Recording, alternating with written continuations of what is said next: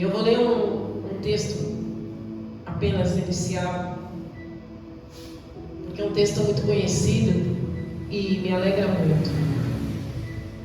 Porque diz assim, Efésios 3:20, resumindo todo o entendimento da igreja: aquele que é poderoso de realizar infinitamente mais do que tudo o que pedimos ou imaginamos, de acordo com o seu poder que age em nós.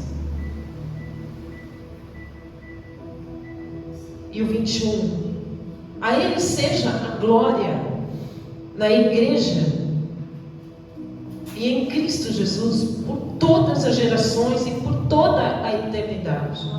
Amém. Paulo encerra esta carta em Efésios. Veja que coisa tremenda, Efésios 3. Ou seja, Deus é poderoso para realizar infinitamente mais do que pensamos, do que imaginamos, do que sonhamos.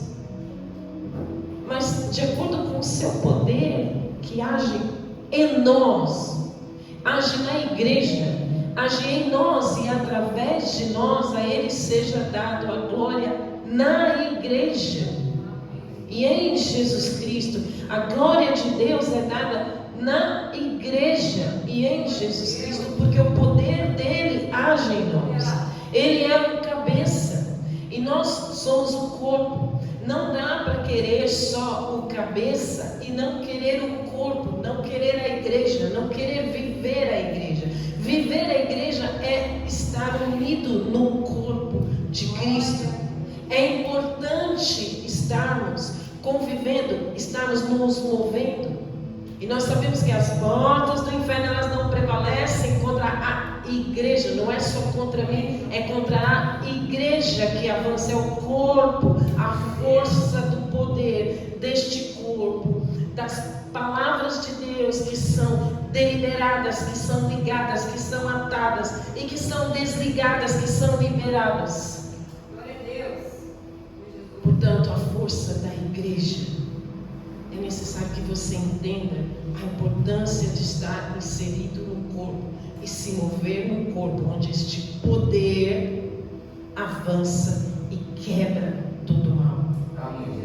As orações da igreja têm um poder diferente quando Deus fala: onde estiverem 2 ou mais reunidos, é a igreja. E as palavras ligadas, amarradas, Glória a Deus, aleluia, Jesus. ou liberadas, desatadas, Glória, glória. tem poder. Glória, Senhor. E nós vamos ver isso hoje, amém? Amém, glória a Deus. Nós vemos também que a igreja de Cristo, em cada localidade, ela atua com um poder diferente.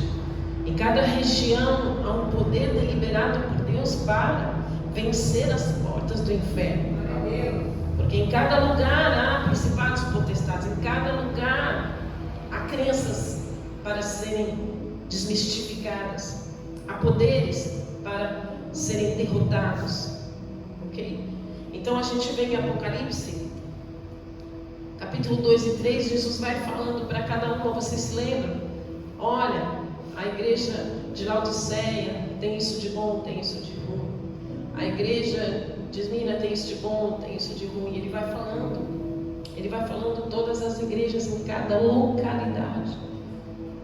E nós hoje estamos inseridos nesta localidade, nesta terra, nesta cidade. E para nós tem palavras que Ele libera, que Ele ensina, que Ele dirige para que possamos então avançar nesta terra e conquistar esta terra para Jesus. Porque há um poder ilimitado sobre nós. Você consegue entender isso?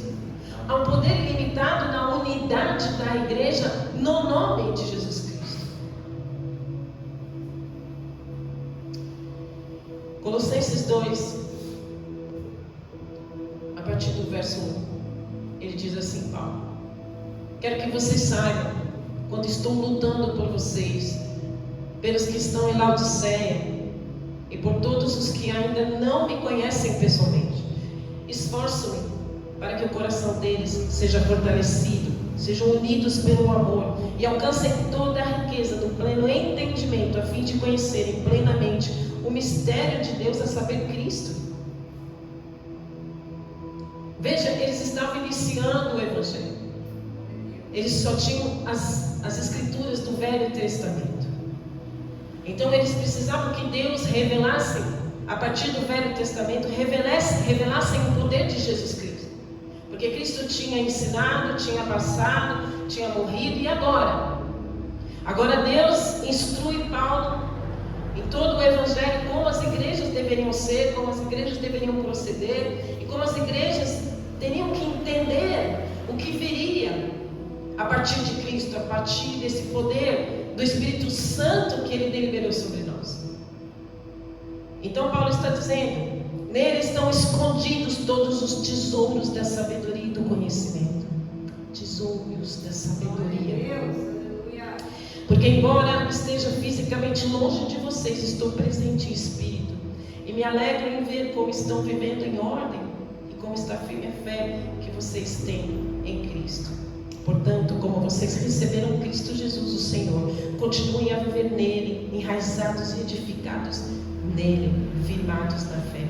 Eu vou repetir: enraizados. Glória a Deus. Você precisa estar enraizado. Você precisa estar edificado. Está crescendo nele e está firmado na fé, como foram ensinados, transbordando de gratidão. Tenham cuidado para que ninguém os escravize por meio de filosofias inúteis e enganosas, que se fundamentam nas tradições humanas e nos princípios elementares deste mundo, mas não em Cristo. E nós estamos cansados de ver filosofias vãs sendo ensinadas por aí. Filosofias vãs que enaltecem o eu, o ego, que enaltecem o dinheiro, que enaltecem a riqueza, que acham que as pessoas ricas é que são abençoadas, e não é isso a verdade. São mentiras, são sofismas que têm pregado por aí. Por isso nós precisamos conhecer verdadeiramente a palavra, estarmos enraizados, estarmos edificados, estarmos firmados em Cristo, que é o firme fundamento, é a fé, é o conhecimento da palavra. Vocês estão plenos nele, que é a cabeça de todo poder e autoridade. Poder e autoridade, igreja. Poder e autoridade, igreja. Poder e autoridade, igreja, há sobre nós. Você precisa entender isso. O poder das palavras que oramos aqui, em conjunto das palavras que oramos no nome de Jesus. Que Ele recebe a oração e que no tempo certo Ele derrama a resposta para nós. Você precisa crer nisso. Que a igreja tem poder onde é pregada a palavra dele, que Ele é a palavra, Ele é a verdade, Ele é o Deus imutável nas promessas dele, na palavra e nas promessas dele. Portanto, não permitam que ninguém os julgue pelo que vocês comem ou bebem, ou com relação a alguma festividade religiosa, ou celebração da festa da lua nova, ou dos dias de sábado. Tudo isso é sombra, diga sombra, das coisas que estavam por vir. A realidade, porém, em contraste em Cristo. Não permitam que ninguém tenha prazer em uma falsa humildade e na adoração de anjos os impeça de alcançar o prêmio. Então a pessoa conta detalhadamente as suas visões e a mente carnal dela a torna orgulhosa. Quem está entendendo? Não está unida a cabeça, por meio do qual todo o corpo, sustentado e unido por seus ligamentos e juntas, se desenvolve com o crescimento dado por Deus. Amém?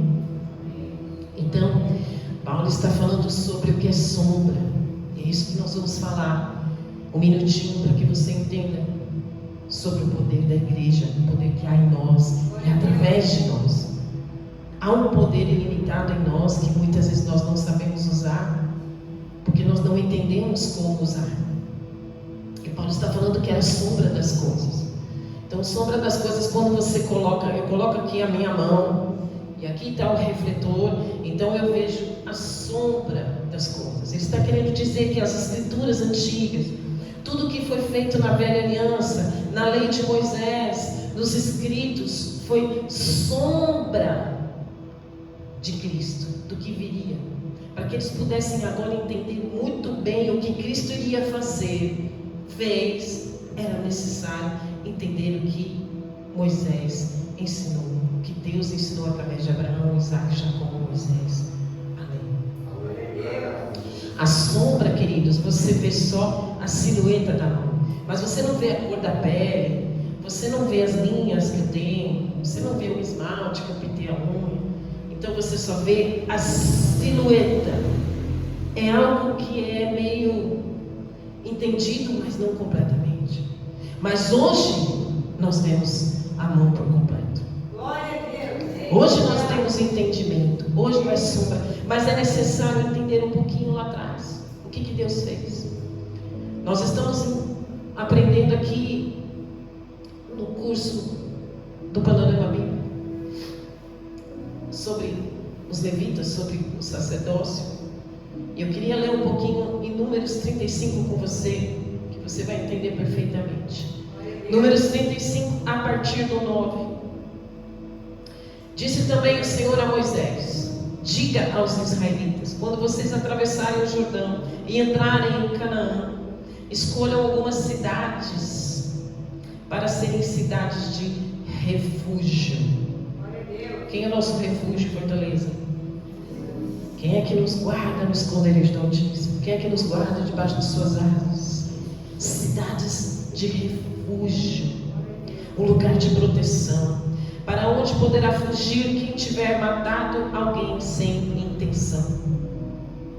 Alguém matou um outro sem intenção, jogou uma flecha e a flecha de repente caiu nessa pessoa.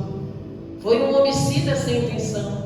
Então essa pessoa pode fugir para esta cidade refúgio. Elas serão locais de refúgio contra o vingador da vítima, a fim de que alguém acusando de assassinato não morra antes de apresentar-se para julgamento perante a comunidade. Vou ler de novo. Elas serão locais de refúgio contra o vingador. Quem é o vingador? Quem é aquele que corre atrás para vingança, para matar, olho por olho, dente por dente? Quem é o vingador? Satanás, capeta, diabo. Ok? As 6 cidades que vocês derem serão suas cidades de refúgio. 6 cidades. Deus separou 6 cidades. 6 cidades, Lígia.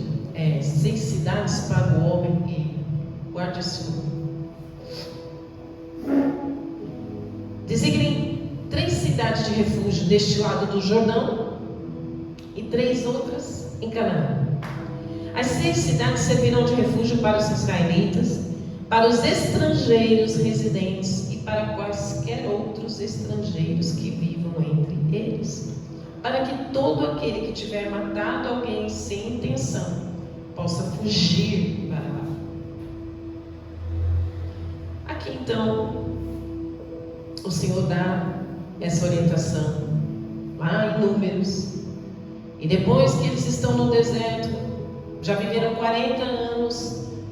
Então o Senhor fala novamente a Moisés, e Moisés já mais tempo com experiência. Moisés, o homem mais manso da terra.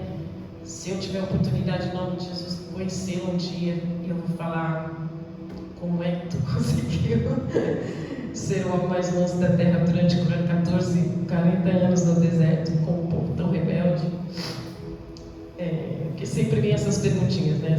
Se você tiver que sentar com alguém depois que você for para o céu, com quem que você vai sentar? Eu queria sentar com Moisés, Jesus, claro, mas com Moisés. E aí então o Senhor dá o livro de Deuteronômio. O Deuteronômio é repetição da lei, né? Então ele dá um livro do Deuteronômio, ele repete toda a lei com mais maturidade, com mais consciência. Então ele repete as palavras de Deus 40 anos depois, para dar uma vai entrar em Canaã, né? Vai vir Josué e o Senhor então fala, olha, e ele diz assim, Deuteronômio 19, quando o Senhor teu Deus desarraigar as nações cuja terra te dará o Senhor teu Deus, e a tu as possuíres e morares nas cidades e nas suas casas, Deus está dando a terra, Deus está dando a promessa, chegou o tempo da promessa. 3 cidades separarás no meio da terra que te dará o Senhor. Veja, eles estão então conquistando a terra. 40 anos, porque Deus começou um povo com Abraão, Isaac e Jacó, então Deus começou a fazer a nação de Israel, a nação dos filhos de Deus, depois ele tira eles do Egito, traz para o deserto, coloca o tabernáculo, um Deus santo, vivendo no meio do seu povo, eu serei o seu Deus e você será o meu povo. Então Deus começa a viver no meio deles, começa a revelar como seria o relacionamento com eles através do sacrifício. Então Deus permite que as pessoas comecem a se achegar a Deus, se arrepender dos pecados, poder levar os seus sacrifícios. Deus começa um relacionamento, e aí então eles vão entrar na terra prometida. Então Deus vai dar a terra. Josué é o livro da saga, né, da conquista da terra. E aí nessas cidades que eles vão possuir a terra, eles têm muitas guerras para ir possuindo Canaã. Não é de qualquer jeito que a gente possui a terra. Tem muitas batalhas, mas em todas a gente vence. Porque o povo estava unido, o povo tinha o Senhor a favor deles.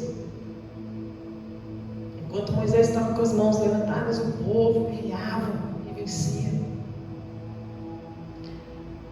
E então, no verso 3 ele diz: prepara-te o caminho e os termos da tua terra, que te fará possuir o Senhor teu Deus. Dividirá em 3, e isto será para que todo homicida se acolha a lei. Então Deus continua com as cidades de refúgio. Deus continua protegendo aquele que cometeu algo, homicídio, um pecado, uma transgressão. Deus continua protegendo aquela pessoa de ser morta sem um julgamento.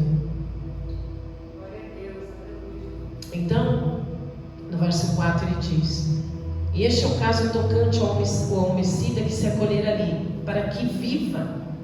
Aquele que por engano ferir o seu próximo, a quem não odiava antes, como aquele que entrar com o seu próximo no bosque para cortar lenha, e pondo força na sua mão e o machado cortar uma árvore, e o ferro saltar do cabo, e ferir o seu próximo, a este morrer, aquele se acolherá em uma destas cidades e viverá. Para que o vingador do sangue não vá após o homicida, quando se enfurecer o seu coração e o alcançar, por ser cumprido o caminho, e lhe tire a vida, porque não é culpado de morte, pois não o odiava antes. Coisa linda de Deus. Às vezes a gente comete injustiças com as pessoas, e pessoas cometem injustiças conosco, e as pessoas não se odiavam antes, e de repente passam a se odiar, não é assim? E às vezes a gente nem sabe por que começou a treta, porque nem acabou a treta, e a gente fala: nem sei por que eu briguei com ela, e porque ela brigou comigo, eu gostava tanto dela, e de repente a gente hoje já não se fala, não se olha mais, a gente foi tão amiga, e de repente a gente não tem mais nada, e tem ódio, né? Nem sabemos por quê. Isso acontece dentro de casa, isso acontece no meio da família. Crescemos juntos, se amamos tanto, e de repente nos odiamos tanto, e a gente nem entende quem que feriu quem ali, não é verdade? Às vezes vem um machado meio cortado aqui, e a gente lança uma espada aqui, e é assim, porque interessa ao inimigo vingador matar o homicida inocente assim, involuntário, foi sem querer. E ainda em Deuteronômio 19, lá no 11, vai dizer assim: mas havendo alguém que odeia o seu próximo, e lhe arma ciladas, e se levanta contra ele, e o fere mortalmente, e se acolhe em alguma destas cidades, então os anciãos da cidade mandarão buscá-lo, e dali o tirarão, e o entregarão na mão do vingador do sangue, para que morra. Tinham aqueles que eram homicidas voluntários. No meio da gente tem joio e tem trigo.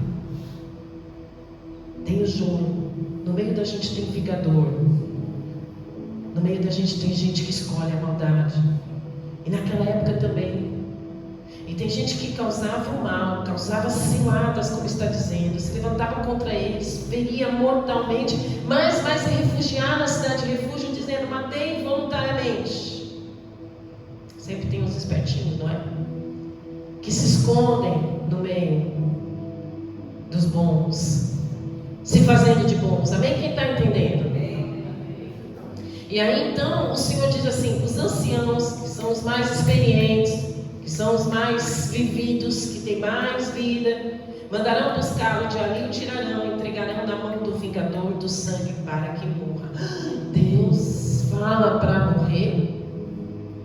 Deus fala para morrer, porque é conhecedor da lei, é conhecedor do certo e do errado, é conhecedor da moral e da ética, mas infringiu. Então o juízo de Deus se estabeleceu, porque Deus é juízo e amor. Amor é juízo. Aquele que não se arrepende do seu mal receberá o quê? Juízo. Mas todo pecador que se arrepende e muda, alcança misericórdia. Amém? Então Deus faz justiça. Eles viviam debaixo desta lei, como eu falei, de Daniel, olho por olho, dente por dente. Eles conheciam a lei por lei. Eles não conseguiam entender muito a misericórdia de Deus. Mas Deus está mostrando a misericórdia dele nas cidades de refúgio, tá bom? Eu vou continuar em Josué 20. Deus vai repetindo, tá bom? Começou lá com Moisés, em Números, veio Deuteronômio e agora veio em Josué. Josué vai tomar a terra. Disse o Senhor a Josué: diga aos israelitas que designem as cidades de refúgio, como lhes ordenei por meio de Moisés, para que todo aquele que matar alguém sem intenção e acidentalmente possa fugir para lá, proteger-se do vingador da vítima. Quando o homicida involuntário fugir, diga fugir, de uma dessas cidades, terá que colocar-se junto à porta da cidade e expor o caso às autoridades daquela cidade. Eles o receberão e lhe darão um local para morar entre eles. Caso o vingador da vítima o persiga, eles não o entregarão, pois matou o seu próximo acidentalmente, sem maldade e sem premeditação. Todavia, ele terá que permanecer naquela cidade até comparecer o julgamento perante a comunidade e até morrer o sumo sacerdote que estiver servindo naquele período. Então poderá voltar à sua própria casa e à cidade de onde fugiu. O que Deus está falando? Ok, eu matei uma pessoa involuntariamente, estou na cidade de refúgio, mas de repente saio dessa cidade de refúgio e vou à entrada de uma outra cidade. E eu explico para aquela outra autoridade daquela cidade, diz: olha, eu matei uma pessoa involuntariamente, saí da cidade de refúgio e agora estou entrando aqui nesta outra cidade. Olha, você pode ficar aqui, porque esse homicida só poderia sair da cidade de refúgio quando o sumo sacerdote falecesse. Olha que interessante. Só quando o sumo sacerdote morresse, ele poderia voltar para a casa dele e estava perdoado. Mas enquanto o sumo sacerdote estivesse na cidade de refúgio, ele teria que ficar lá. Então ele sai e vai para outra cidade. Aí ele diz: eu quero ficar aqui. Tudo bem, você fica aqui. Nós não podemos te proteger do vingador. Se o vingador vier te pegar, nós não podemos fazer nada. Mas você tem que ficar aqui, a gente vai te receber. Mas se o seu sumo sacerdote lá morrer da sua cidade, você pode voltar para a sua cidade. E aí o vingador não pode mais te matar. Enquanto o homicídio involuntário estivesse na proteção, estivesse no refúgio do sumo sacerdote, ele não seria morto. Glória a Deus. Enquanto ele estivesse debaixo da proteção. Quem é o nosso sumo sacerdote, gente? Jesus. Veja como Jesus está ensinando que nós precisamos estar debaixo dessa proteção, debaixo da unção do sangue. Precisamos estar debaixo dessa cobertura do sumo sacerdote. E o sumo sacerdote cobre enquanto estivermos na cidade refúgio. A cidade refúgio, no lugar de proteção, é a igreja. Glória a Deus. É um lugar onde há proteção. Quando estamos em unidade, não há como desatar. Quando estamos debaixo da cobertura do sangue de Jesus que está sobre a igreja, que Ele é o cabeça, nós somos o corpo, não há como o vingador tomar a nossa vida. Porque Ele é o protetor da nossa vida, Ele é o Senhor da minha e da sua vida. E o diabo não pode te tocar sem autorização dEle, porque você está debaixo de uma proteção. Não estou falando que é esta ou aquela, como o Senhor está falando. O Senhor você quer sair desta igreja, você pode sair daquela e vá para outra. Mas fique na igreja de Cristo. Não saia da igreja de Cristo. Amém? Amém. Mas, se você sair debaixo da proteção do sumo sacerdote, sair da proteção da igreja e caminhar no mundo sozinho, sem estar em unidade, sem estar na cobertura do sangue, o que vai acontecer? O vingador tem legalidade. Infelizmente, ok? Provérbios 28:13 diz assim: quem esconde os seus pecados e não prospera. Quem esconde os seus pecados não prospera. Mas quem os confessa e os abandona encontra misericórdia. Tiago 2:3 diz que a misericórdia triunfa sobre o juízo. A misericórdia do Senhor sobre as nossas vidas, quando nós erramos, quando nós pecamos, quando nós nos afastamos do Senhor. A misericórdia, ela é sobre o triunfo. Ela vence sobre o triunfo. Deus é misericordioso sempre para nos colocar novamente na cidade refúgio. Nós podemos até sair. O vingador pode até fazer um arrastão nas nossas vidas. Mas quando nós retornamos, confessamos os nossos pecados, nos arrependemos, a misericórdia dele triunfa sobre o juízo. E nós temos uma nova oportunidade. Esta é a igreja de Cristo. Amém? E havia esse vingador, lá em Números 35, ele exigia a morte. Números 35:17 diz assim: se alguém tiver nas mãos uma pedra que possa matar e ferir uma pessoa de modo que ela morra, é assassino. O assassino terá que ser executado. Deus dizia. Ou se alguém tiver nas mãos um pedaço de madeira que possa matar e ferir uma pessoa de modo que ela morra, é assassino e terá que ser executado. O vingador da vítima matará o assassino. Quando o encontrar, matará. Se alguém com ódio empurrar uma pessoa premeditadamente ou tirar alguma coisa contra ela de modo que ela morra, ou se com hostilidade der um soco provocando sua morte, terá que ser executado. É assassino. O vingador da vítima matará o assassino quando encontrar. Quantas violências nós vemos hoje? Feminicídio. Pais matam filhos. Filhos matam pais. Quantas malignidades nós vemos dentro da família. O que acontece? O vingador está lá fora. O vingador está lá fora. Satanás está lá fora, procurando alguém que possa tragar. E quando nós estamos lá fora, estamos sujeitos a muitos os ataques. Nós temos um sangue sobre nós, o sangue de Jesus que nos guarda. Mas lá fora estamos sujeitos a muitas lutas. Amém? Por isso que é importante entender a igreja que Deus, desde lá das antigas escrituras, está ensinando os apóstolos, está ensinando a Paulo a escrever sobre a importância da igreja aonde eu e você estamos inseridos. Glória a Deus.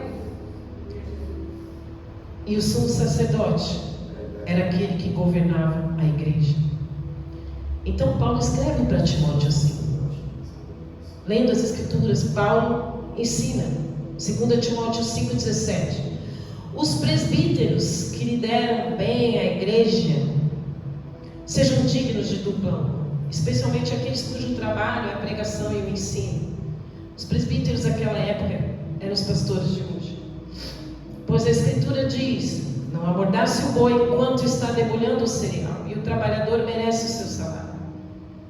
Então, presbíteros, anciãos, que não eram necessariamente gente velha, mas era gente madura na fé, gente que tinha experiência de fé, conheciam bem as escrituras. Esses que eram colocados na igreja para trazer o ensino, para trazer a palavra. E esses presbíteros que deveriam trazer essas pessoas para que entendessem a importância de estar na igreja, do verdadeiro amor. Paulo diz: importa que entre vocês haja facções para revelar os que são e os que não são. Mas a igreja é um lugar abençoado do corpo de Cristo. Vocês vão ver gente difícil, vocês vão ver gente que vocês não gostam que estão na igreja, pessoas que muitas vezes vocês não concordam com o jeito de ser, com o jeito de falar, com o jeito de se vestir, gente que é antipática, gente que é simpática. Na igreja nós vamos encontrar todo tipo de pessoas, mas Paulo está dizendo: olha, é necessário estar no meio dessas pessoas para que você possa ser uma boa influência e que você possa interceder, e que com o poder do Espírito Santo você possa fazer a diferença na vida do outro. Porque é por isso que a igreja avança. Você vai ver presbíteros e anciãos que conhecem muito a palavra, mas muitas vezes vão ser falhos, não vão ser perfeitos. Amém? Como eu me coloco, muitas vezes eu vou ser falha, muitas vezes eu não vou ser perfeita, porque sou humana. E assim Paulo está dizendo para Timóteo: Timóteo, na igreja você vai encontrar muitas pessoas difíceis, mas separe presbíteros, separe anciãos que conhecem muito a igreja, prepare-os, ensine-os, para que possam ensinar outras pessoas. Prepare as pessoas para que elas possam amadurecer, para que elas possam conhecer a verdade do que é a igreja, do que é o corpo. E nós somos assim, queridos. Nós não vamos ter uma igreja onde todo mundo é perfeito, todo mundo é santo, todo mundo prega, todo mundo louva, todo mundo sabe tudo. Amém?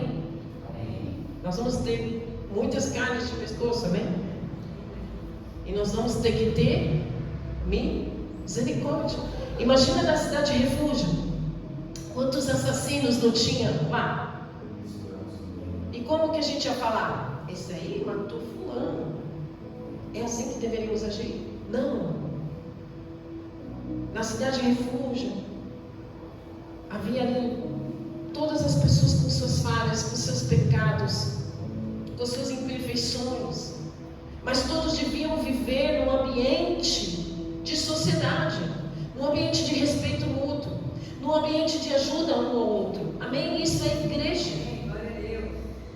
Eu acho que não tem problema nenhum. Como disse, aquele não quis ficar naquela cidade, quis ir para outra cidade, mas ele precisou avisar que saía dessa e precisou avisar quando chegou na outra: eu estou saindo daquela cidade e agora eu vim morar nesta cidade. Ok, você pode ficar aqui debaixo da nossa proteção, debaixo da nossa congregação, debaixo da nossa comunidade, mas se você sair, o vingador pode requerer a sua vida. Mas enquanto você estiver aqui, até quando o sumo sacerdote voltar, fique aqui conosco. Existia uma ética, existia um respeito. Estou saindo daqui e vou para cá. Quem está entendendo? Porque nós temos um compromisso com a comunidade. Eu tenho um compromisso com este corpo.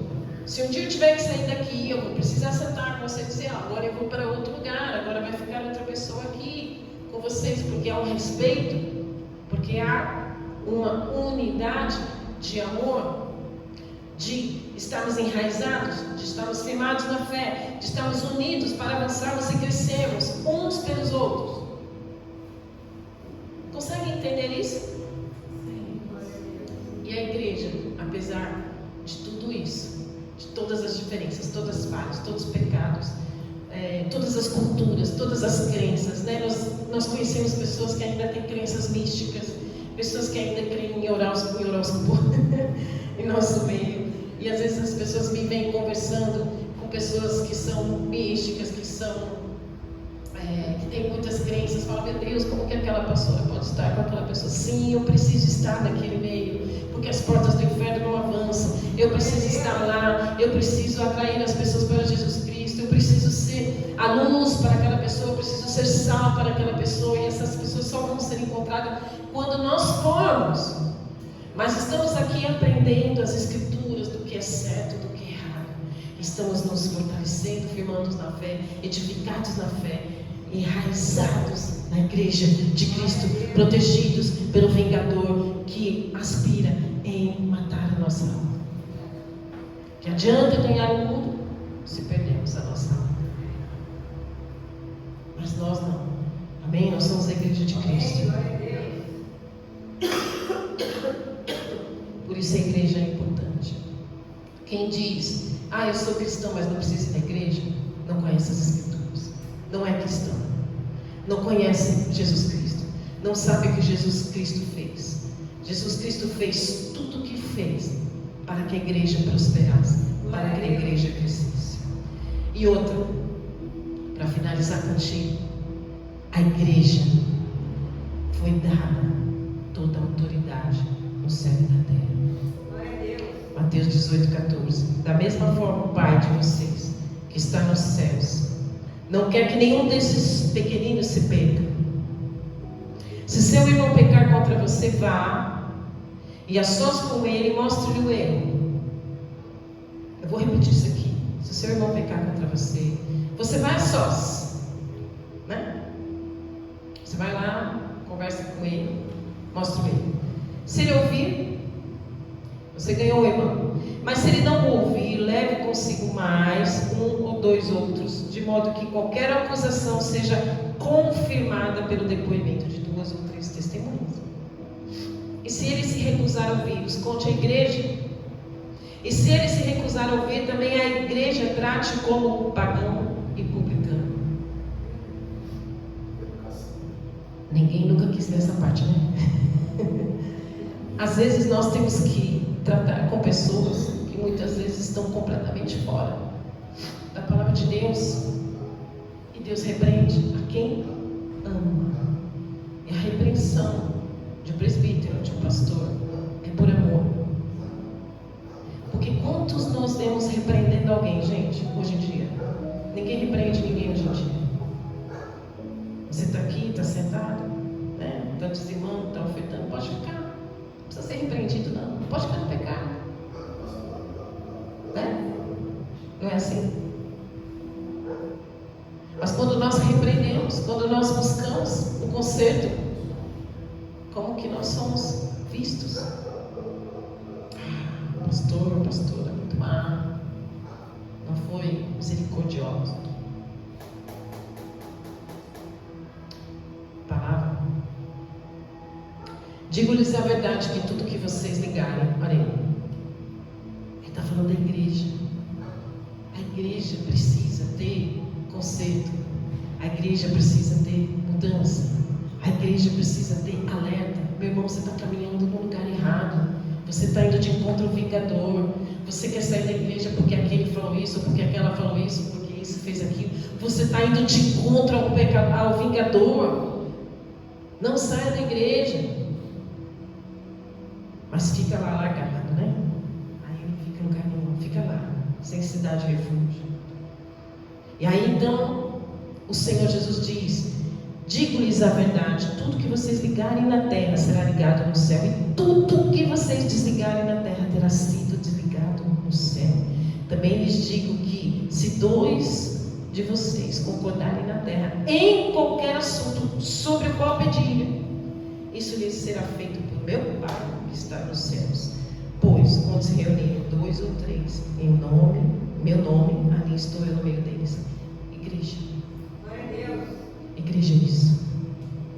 Igreja é lugar de conserto, é lugar de refúgio, mas é também lugar de juízo. É lugar de que você precisa estar aqui, precisa se consertar. É uma oportunidade da misericórdia. É uma oportunidade de você ser vitorioso em todas as suas lutas. Mas é preciso conserto, é preciso posicionamento, é preciso uma decisão, é preciso mudança, porque aquele que se arrepende, que se conserta, muda, alcança a misericórdia. Glória a Deus.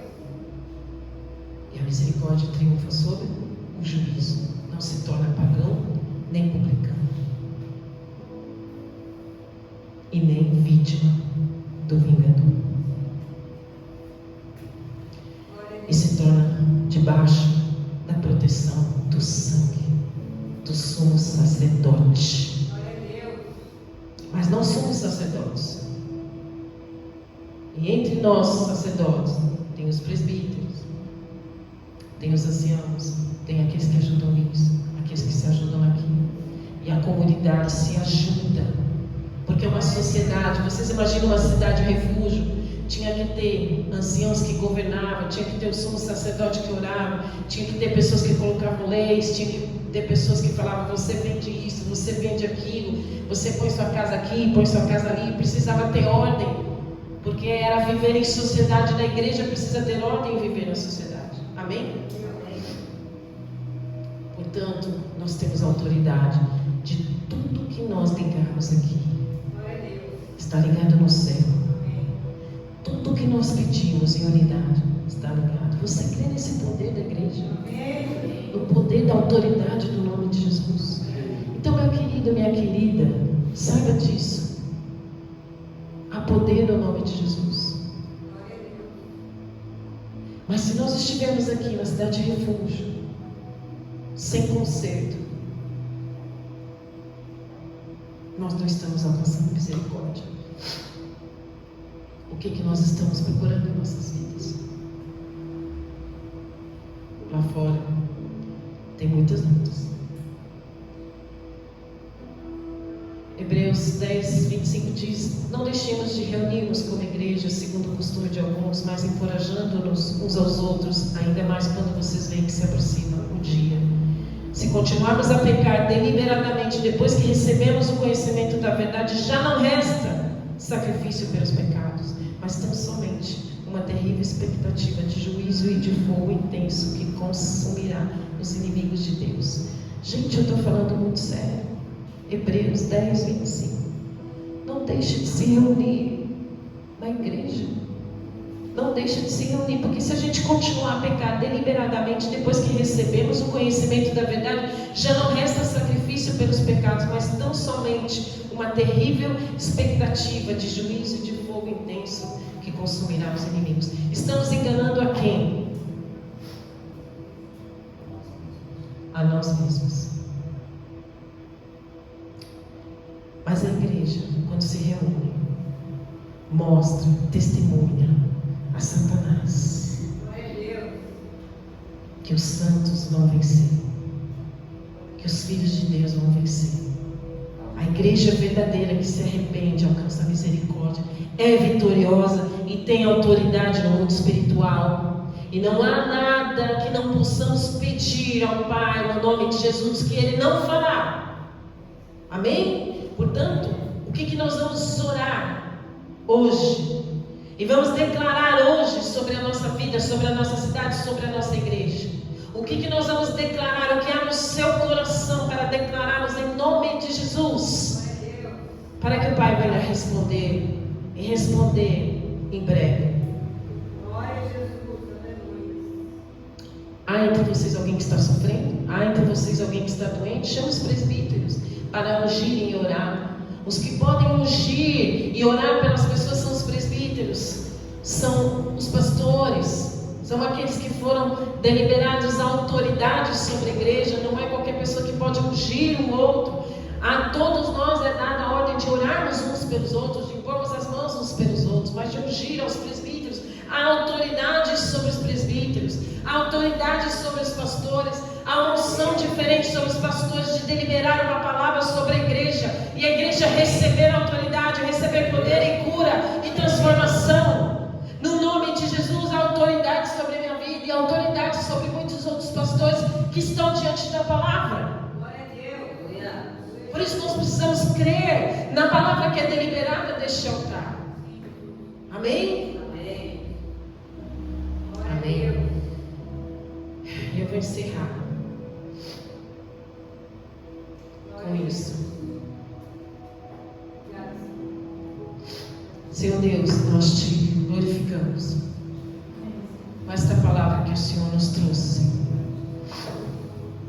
Que a tua igreja que está aqui reunida hoje, e a tua igreja, Senhor, que deseja avançar no reino e deseja, Senhor, vencer as portas do inferno, Senhor, e adentrar, Senhor, nos lugares mais escuros, Senhor, sendo luz.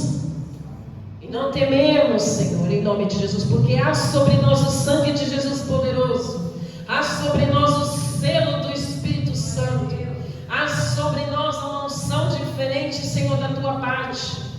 E nós nos unimos como igreja, Senhor, agora, Senhor, para deliberarmos, Senhor, palavras poderosas sobre esta cidade de Ilhabela, São Paulo, Senhor. Que Ilhabela, Senhor, em nome de Jesus, se arrependa dos seus pecados. Em nome de Jesus, que Ilhabela se converta, Senhor, dos seus pecados e alcancem a tua misericórdia em nome de Jesus. Que Ilhabela, Senhor, seja uma cidade, Senhor, onde, Senhor, não há, Senhor, tráfico, Senhor, de drogas, em nome de Jesus. Eu te peço, Senhor, que o Senhor desbarate, Senhor, todo o tráfico de drogas aqui, Senhor.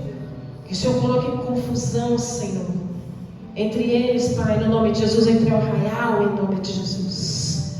As facções, Senhor, sejam despedaçadas, sejam desbaratadas em nome de Jesus. Eu te peço que o Senhor guarde os jovens dessa cidade, Senhor, contra o tráfico de drogas, que eles não vençam, Senhor, em nome de Jesus Cristo. Senhor, em nome de Jesus, toma a cidade de Ilhabela para ti, Senhor. Traz, Senhor, aqui, Senhor, autoridades do teu trono. Elege, Senhor, na eleição pessoas que venham de ti, que tenham o coração inclinado para ti. Mesmo que não tenha, o Senhor pode inclinar o coração para onde o Senhor quiser, como o Senhor fez com Nabucodonosor, Senhor. O Senhor fez com Nabucodonosor que ele comesse capim em grama, porque o Senhor é o Deus poderoso, inabalável. Por isso, Senhor, inclina o coração dos poderosos aqui, Senhor, e que venham a combater o tráfico de drogas nesta cidade, em nome de Jesus Cristo, Senhor. Esse sistema faccioso que toma os nossos jovens, toma a vida deles, Pai. Que eles caiam por terra em nome de Jesus. Toma as nossas escolas, Jesus. Toma os professores. Senhor, toma os professores, Senhor. Converte os professores em nome de Jesus da nossa cidade. Em nome de Jesus Cristo, Pai. Prospera a cidade de Ilhabela. Mas converte, traz arrependimento. Traz arrependimento. Arrependimento, Senhor, mudança de vida. Que os falsos profetas caiam, Senhor. Que as mentiras caiam, Senhor. Que os falsos profetas venham se arrepender e mudar de vida, Senhor, em nome de Jesus. Corrupção caia nesta cidade, Senhor.